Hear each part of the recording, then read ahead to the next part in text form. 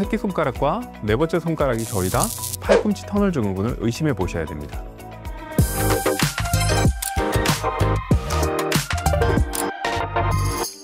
안녕하십니까, 정형외과 홍한표입니다. 오늘은 팔꿈치 터널 증후군, 즉 척골신경병증에 대해서 설명드리도록 하겠습니다.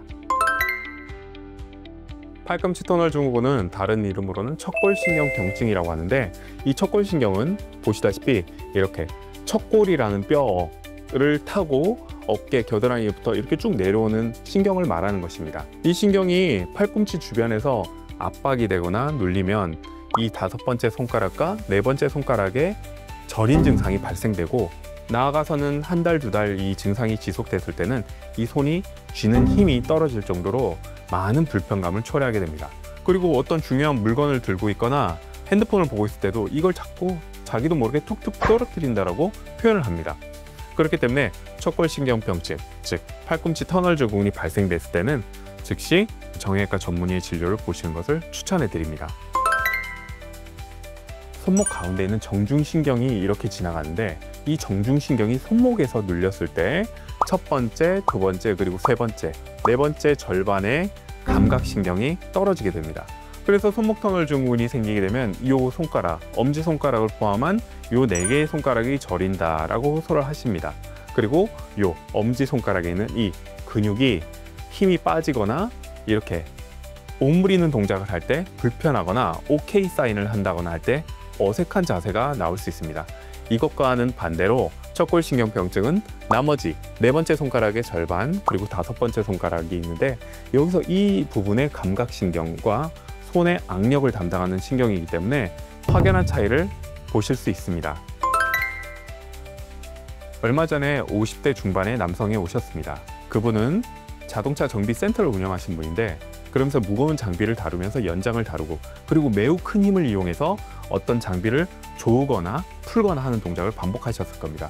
그로 인해서 그분은 팔꿈치 관절염과 엘보우 증상, 보통 테니스나 골프 엘보우 증상 같은 걸로 저희 병원에 오셨는데, 그분의 가장 불편한 점 중에 하나는 팔꿈치 통증과 팔꿈치가 크게 안 굽혀지고 펴지고, 이게 운동 제한이 있었던 것뿐만 아니라 손의 악력이 떨어지는 것뿐만 아니라 새끼손가락이 저린 증상도 발견할 수 있었습니다. 같은 동작으로 계속된 장기 시간의 노동으로 인해서 이 팔꿈치의 코너를 돌면서 지나가고 있는 척골신경이 눌리게 되는 현상이 발생되게 됩니다.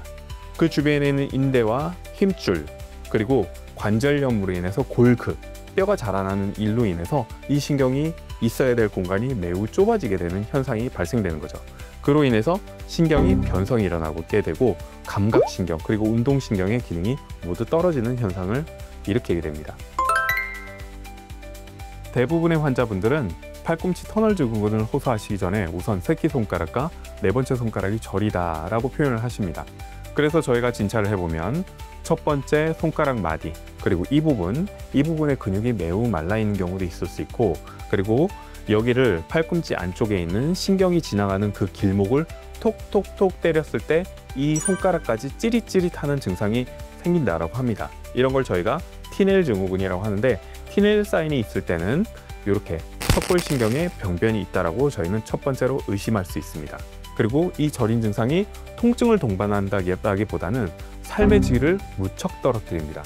그래서 가벼운 활동이나 가벼운 일을 할 때도 집중을 할 수 없고, 이 저린 증상 때문에 손을 털거나 중간중간 계속 팔꿈치를 이렇게 펴야 되는 동작을 해야 되는 부분이 있어서 매우 번거롭고 불편하다고 표현합니다. 보통 이 증상이 생기고 하루 이틀 지나서 일시적인 경우가 많을 수 있는데, 그럴 때는 일주일 내로 소실되는 경우가 많습니다. 보통 음주를 많이 한다거나 음주를 많이 하고 불편한 자세로 있었다거나, 아니면 갑자기 자는 환경이 바뀌어서 소파나 이런 데서 쪽잠을 잔다거나 할 때 팔을 이렇게 구부리고 자는 경향이 있습니다. 이렇게 주무셨을 때 이 굽힌 자세로 장시간 노출되게 되면 신경은 꺾인 상태로 오래 있게 됩니다. 그리고 혈액순환이 매우 떨어지게 돼서 신경은 일시적으로 팔꿈치 터널 증후군과 같은 증상을 만들어낼 수 있습니다.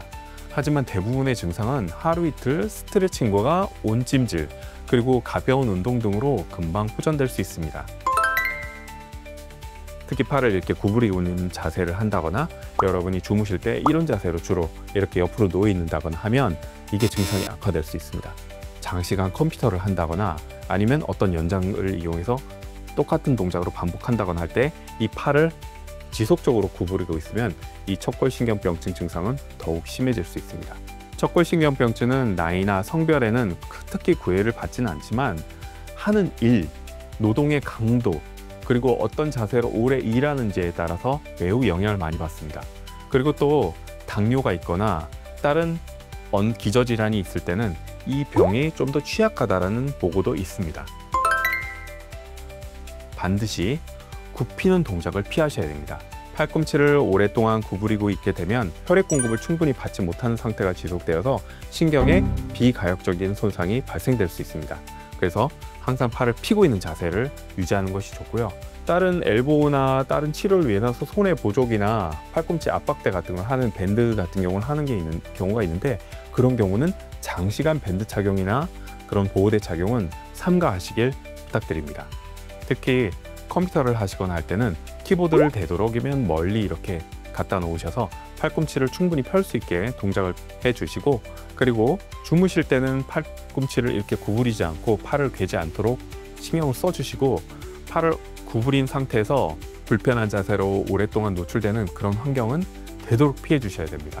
특히 장시간 운전할 때 팔꿈치의 각도를 90도 이상으로 유지하면 척골신경병증을 예방하거나 치료하는 데 매우 큰 도움이 될 수 있습니다. 손끝이 저릴 때 아까 말씀드린 손목 터널 증후군이나 팔꿈치 터널 증후군 그뿐만 아니라 목의 경추의 신경 협착증 등이 꼭 감별이 필요합니다. 오늘은 이렇게 이 팔꿈치 터널 증후군이 일으키는 특징에 대해서 말씀드려 보았고 다음 영상에서는 이 팔꿈치 터널 증후군의 치료와 예방에 대해서 꼭 말씀드릴 테니까 놓치지 말고 시청해 주십시오.